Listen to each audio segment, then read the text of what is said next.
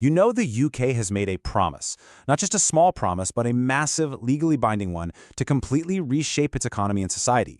It's all wrapped up in what's known as the Green Plan. So over the next few minutes, we're going to decode it, what it is, what it means for the country, and most importantly, what it means for you. Everything we're about to talk about, it all revolves around this one number, 2050. Now, that might just seem like a date on the calendar, but it's arguably the single most important target in modern British policy. So what's the big deal with 2050? Well, here's why it's so critical. By the year 2050, the United Kingdom is committed, and I mean legally committed, to hitting net zero carbon emissions. This isn't just a nice idea or a political talking point. It is literally written into law. Okay, so net zero. We hear that term thrown around all the time, but what does it actually mean? Well, think of it like balancing a scale. On one side, it means cutting our greenhouse gas emissions, from things like power stations, cars, you name it, down as close to zero as humanly possible.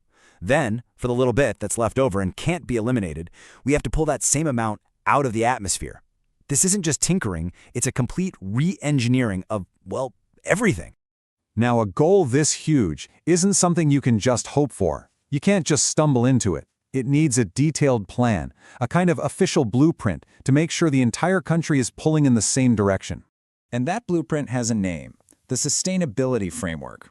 The easiest way to think of it is like an architect's master plan. But instead of designing a new building, this is the plan for building a completely new, much greener Britain. It's the mothership document that coordinates all the different environmental policies. So, what does this framework actually do? It really boils down to three core jobs. First, it sets those huge national goals, like net zero. Second, it acts as a guide for any new laws to make sure they all align with the big picture. And third, it's the official scorecard, the way we measure our progress and hold the government's feet to the fire. Okay, so trying to change everything all at once? That would be totally overwhelming. So the blueprint smartly breaks the problem down and focuses on a few critical pillars. These are the areas that produce the most emissions, so they're the ones that need the biggest transformation. And here are the four heavy hitters. We're talking about how we generate our power, how we handle our waste and all the stuff we use, how we get from A to B, and how we manage our land and nature. If the UK can nail these four areas, the rest of the plan really starts to fall into place.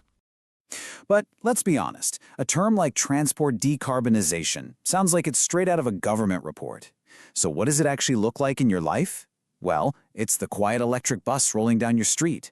It's seeing more and more of those electric car charging stations popping up at the local supermarket. It's about making the green option the easy option. And what about the circular economy? That one sounds a bit academic too, but the idea is actually really simple. It just means breaking our habit of take, make, and throw away.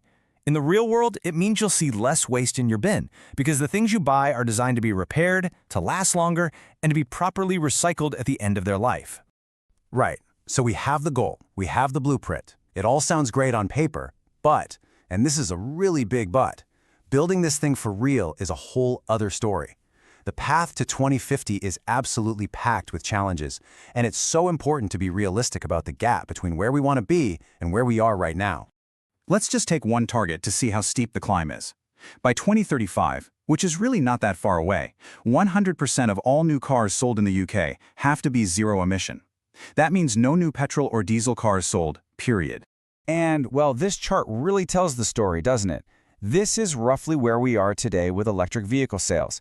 And that is where we need to be by 2035. That gap is a massive mountain to climb in a very, very short amount of time. And look, this isn't just a car problem. This kind of challenge applies across the entire plan. We're talking about finding incredible amounts of money from both the government and private companies. We've got to solve some tricky tech problems.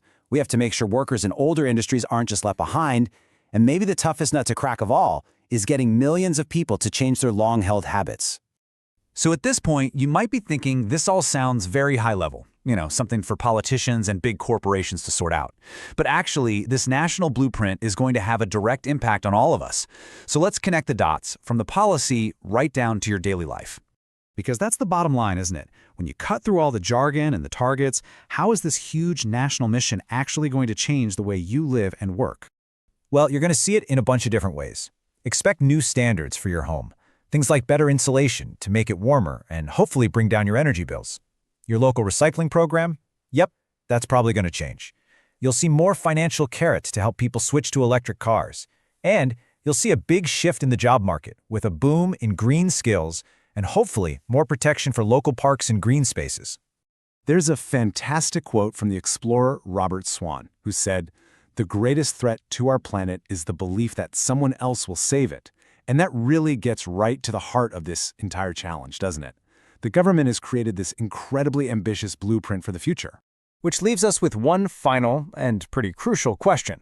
The blueprint is there, the targets have been set, but who is actually responsible for building this greener Britain? Is it all on the government? Is it up to big industry?